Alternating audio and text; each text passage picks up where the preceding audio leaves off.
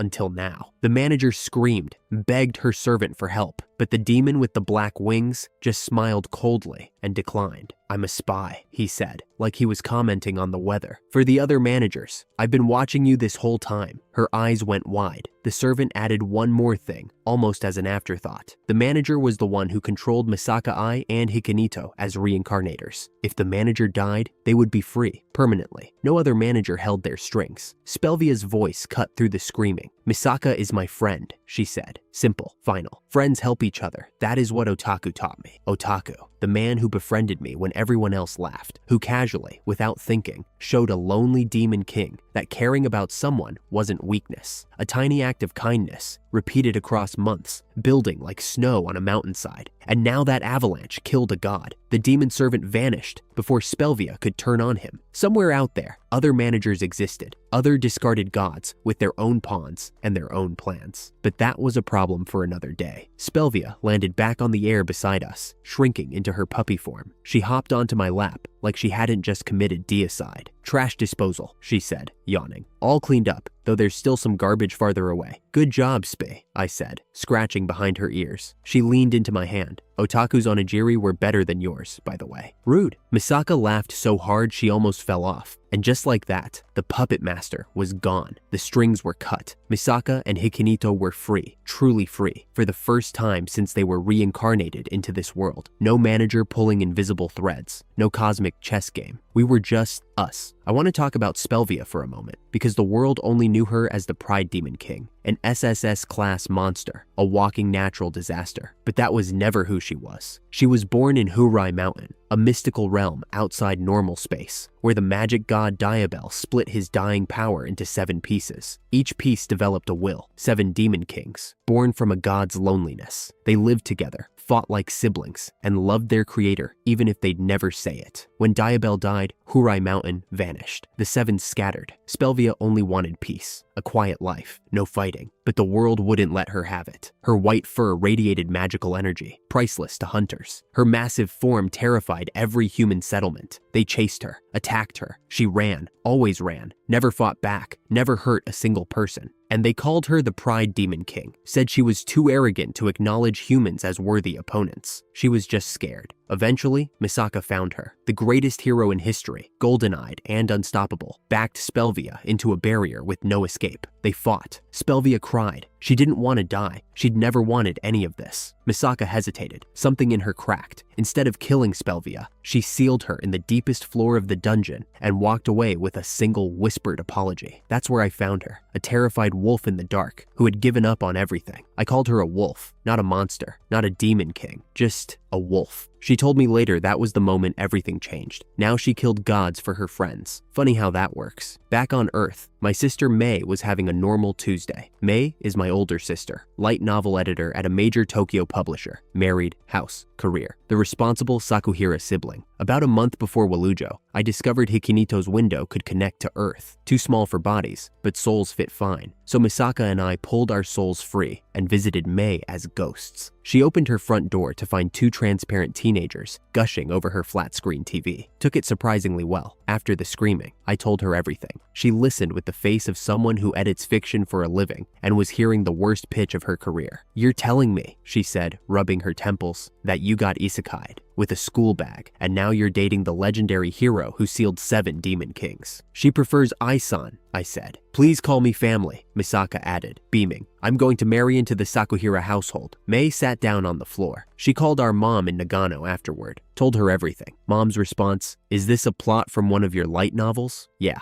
that tracks. But May handled it, filed a leave of absence for me, told our parents I was alive. When we left, she just said, "Hurry up and finish your business. Everyone's waiting." We found a beach town called Naroguma, far from Gitaniga. For 3 days, we did nothing important. Misaka and I sat on a blanket on the sand, eating onigiri I'd made. Giant ball-shaped ones, because she said bigger meant more delicious, and I had no argument against that logic. "You've got rice on your face," she said. "Where?" She kissed my cheek. "Got it. That's not how you remove rice." Worked, didn't it? We went back and forth like that, stealing kisses, disguised as hygiene. It was the dumbest, happiest afternoon of my life. Hikinito's voice came from inside the bag, where she'd set up an entire house in my pocket dimension. "So what now? You beat the final boss. Roll credits." I thought about that. She was right, technically. Walujo was sealed. The kingdom was free. My promise to Misaka was fulfilled. But the dead heroes, I said. Their souls are still in my bag. They deserve bodies. They deserve to go home. I want to level up my bag enough to give them physical bodies, resurrect them, and then find a way for all of us to go back to Earth, together. Misaka's eyes lit up. "That's so cool. I'm helping." Hikinito sighed from inside the bag. "Great. More traveling with the monster couple. The world is definitely going to survive this." Meanwhile, Ira's dragon followers showed up at our beach, led by Juggernaut, the strongest, and a hothead named Dreadnought, who refused to believe his master served a human teenager. They lasted 4 seconds. I said hello. half fainted. Dreadnought tried to punch me, so I casually removed his head and held it up while his body stumbled around looking for it. Luxuria healed him. He screamed. Then Misaka walked out of the ocean, the sea literally splitting to let her through, and Dreadnought lost consciousness again. But despite the comedy, something nagged at me. No demons left on this continent. Not one. Hikinito said they'd fled because me and Misaka had made the entire landmass uninhabitable for anything weaker than a dragon. I needed stronger opponents. Not for ego, for experience points. Without levels, I couldn't resurrect the dead heroes, couldn't open a path home.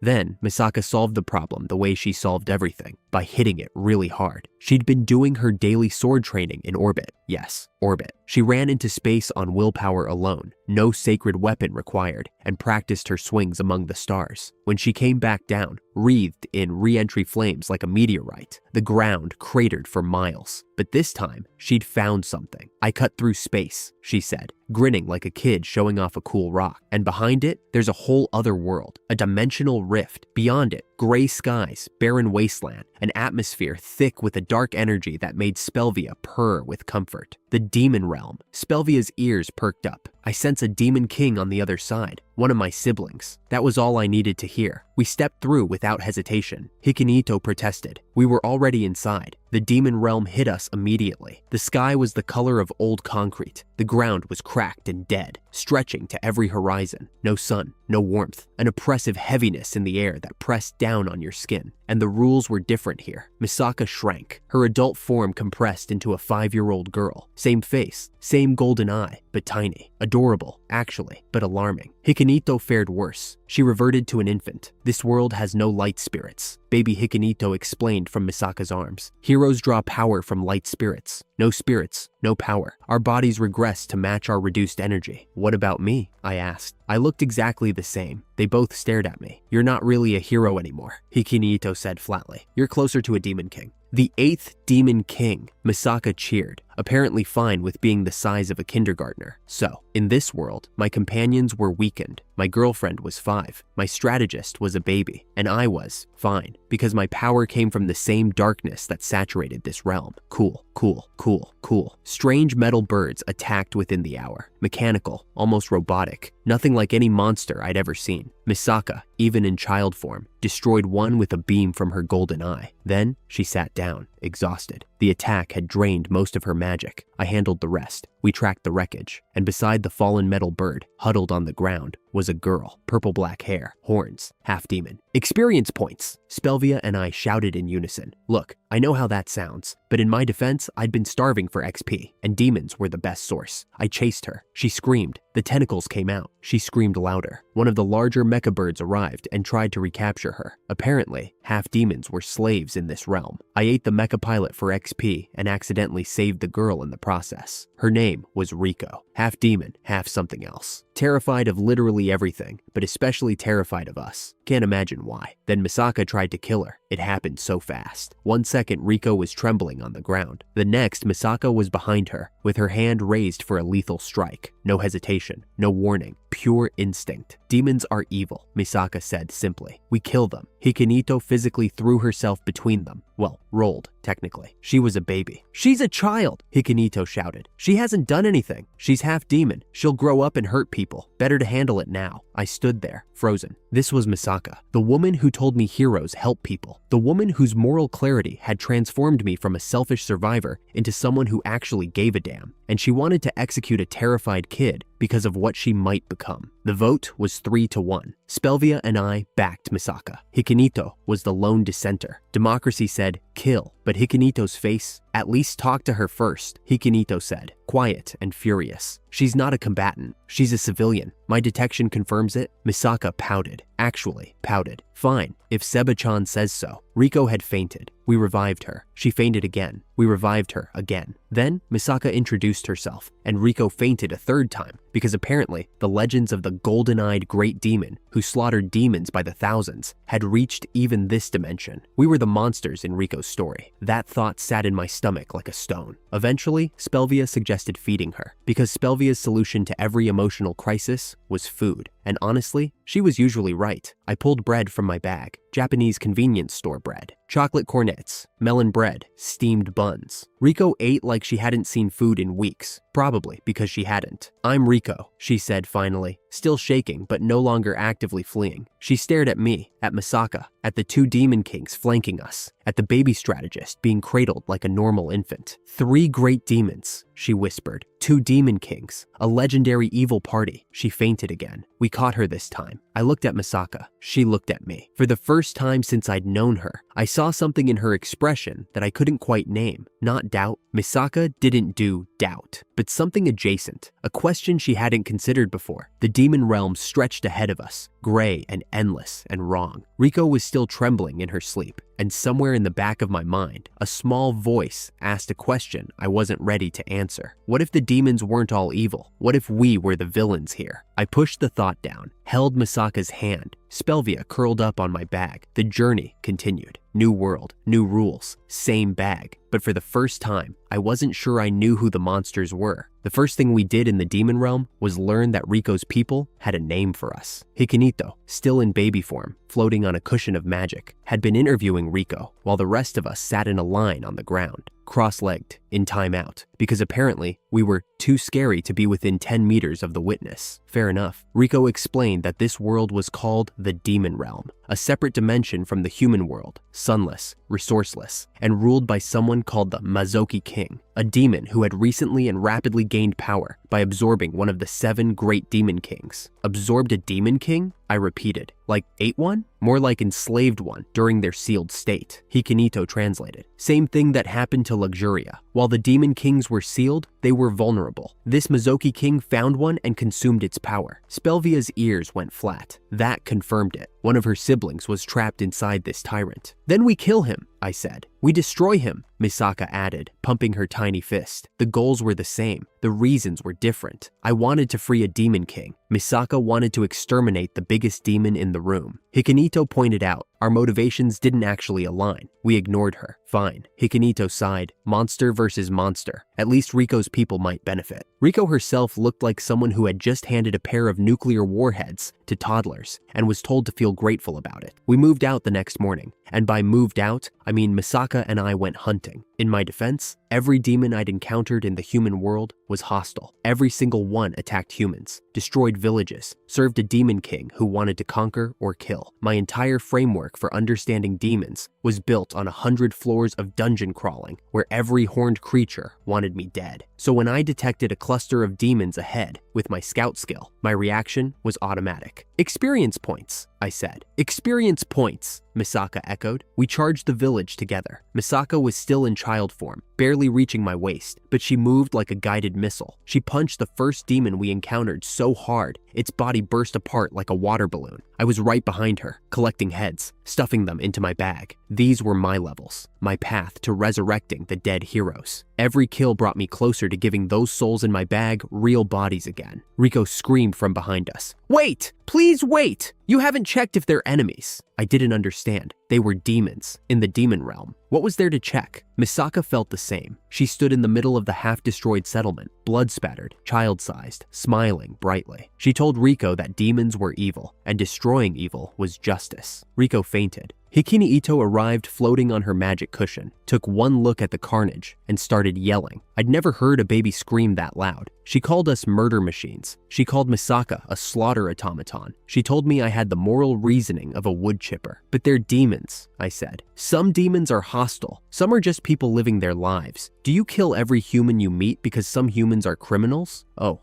I hadn't thought of it that way. Hikinito made us use our appraisal skill, a basic ability every hero received at summoning, which Misaka and I had both completely forgotten we had. She made us revive the demon Misaka had exploded using Luxuria's regeneration power. Then, she made Riko determine whether it was an enemy combatant or a civilian. Riko's verdict, civilian. The demon stared at us with hollow, traumatized eyes. Misaka tilted her head. Oops, I wanted to laugh. I couldn't, because Riko was looking at me with an expression I recognized. I'd seen it on Dietrich's face when she watched Walujo discard heroes like garbage. I'd seen it in my own reflection the day the queen threw me into the dungeon with a school bag and a death sentence. It was the look of someone watching a monster and realizing the monster didn't know it was one. That stung. We moved to the next settlement and the next. Riko walked in front of us now, not behind, shaking, terrified, but placing herself between us and every demon we encountered. She would appraise them first, point out families, children, elderly demons who could barely walk. "These people," she said, voice breaking. "They're like me. Half the villages here are just people, living, surviving. They aren't soldiers." She led us through a cluster of half-demon shelters, crude structures, barely standing, housing families with hollow cheeks and frightened eyes, half-demons, caught between human blood and demon blood, rejected by both worlds, persecuted by full demons for being too human, hunted by humans for being too demon. I knew that feeling, not the specifics, but the shape of it, being thrown away because you didn't fit the category, being judged for what you were instead of who you were, the dungeon, the bag, the label of defective hero. I'd lived my own version of Riko's story. The half-demon families stared at us. A child hid behind its mother. An old man with broken horns bowed his head. "We're not going to hurt you," I said. The old man didn't look up. He'd heard that before, probably, from people who meant it even less than I did, but I meant it. "From now on," I said, turning to Misaka, "we only fight demons who are actually hostile. Riko decides who's an enemy. Everyone else, we leave alone." Misaka puffed her cheeks. She didn't like it. Her entire existence was built on a simple equation. Demons equal evil. She'd sealed 7 demon kings based on that logic. She'd protected humanity for centuries based on that logic. But she looked at me, then at Riko, then at the child hiding behind its mother. "Heroes help people," she said quietly. Even demon people? Even demon people." She was quiet for a long time. Then she nodded. Once, small, like it cost her something. That nod was worth more than 1,000 demon kills, because it meant the greatest hero in history had just expanded her definition of people, and a terrified half-demon girl, shaking so hard she could barely stand, was the one who taught her. Riko didn't know what she'd done. She was too busy trying not to faint again.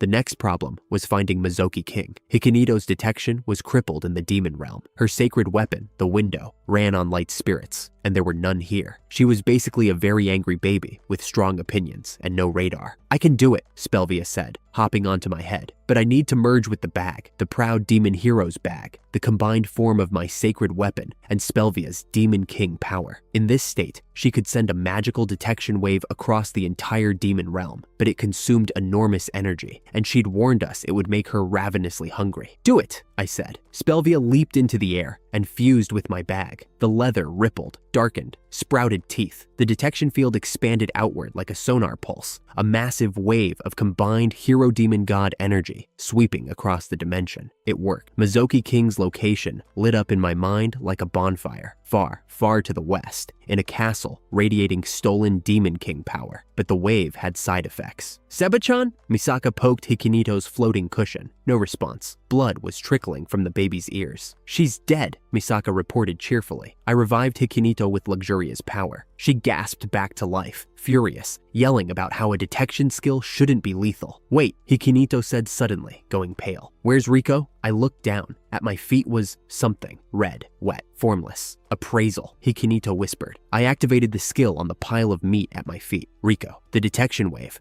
a pulse of combined demon king, hero, and divine energy, had been calibrated for full power beings. Humans survived it barely. Full demons shrugged it off, but half-demons existed in the gap between both species, and the resonance frequency had torn Riko's fragile body apart at the cellular level. I didn't think. I didn't hesitate. Luxuria, now. The regeneration activated. Flesh reformed from nothing. Bones rebuilt. Skin knitted together like time reversing. In 3 seconds, Riko lay on the ground, whole, breathing, alive. Then she opened her eyes. The scream that came out of that girl could have shattered glass. She thrashed, sobbing, clawing at her own skin like she was checking whether it was real. She remembered everything, the sound, the pain, the moment her body came apart. "I'm sorry," I said. It was all I had. She stared at me, at the bag that had killed her. At the bag that had brought her back. You just... She couldn't finish the sentence. "I'll be more careful next time." There shouldn't be a next time. Fair point. Hikinito pulled Riko away from us. Let her cry. Let her breathe. I stood there with Spelvia humming on my bag and Misaka tugging my sleeve, asking why Riko was upset. And I felt something I hadn't felt in a long time. Shame, not for killing demons, not for the power itself, but for how casually I wielded it around someone fragile enough to die from the backwash. Riko wasn't a hero. She wasn't a demon king. She was just a girl, and I'd accidentally turned her into ground meat because I forgot that not everyone in my life was indestructible. That was the moment it clicked. Not a dramatic revelation, not a speech, just a quiet understanding that having power and knowing when not to use it, those were different skills. Riko taught me that. A trembling half-demon girl who couldn't stop fainting around me taught the bag demon god something Misaka never could: restraint. With Mizoki King's location locked, we needed to cross the demon realm fast. Walking would take weeks through hostile territory, and after what happened to Riko, I didn't want any more accidents along the way. Spelvia had the answer. She separated from the bag and transformed, not into her puppy form, not even the massive wolf I'd ridden across the human world. Something new. The merge had unlocked a size she'd never sustained before. A Fenrir, so enormous, her back was a plateau. We climbed aboard, all of us. The demon realm stretched below, gray and dead, under a sunless sky that went on forever. No horizon, no warmth, just endless twilight pressing down like a ceiling. Why is there no sun here? I asked. Riko panicked instantly. I'm sorry, I can't make a sun appear. Please don't behead me. I was just asking. Oh, right, sorry, Hikinito explained. This dimension was a closed space nested inside the human world, like a room with no windows, no sun, because there was no sky, just a void where a sky should be. That's why demons invaded the human world. They needed light, food, resources that simply didn't exist here. I thought about that. Every demon I'd fought in the human world had been a desperate invader from a dying dimension. It didn't excuse the killing, the kidnapping, the wars, but it explained them.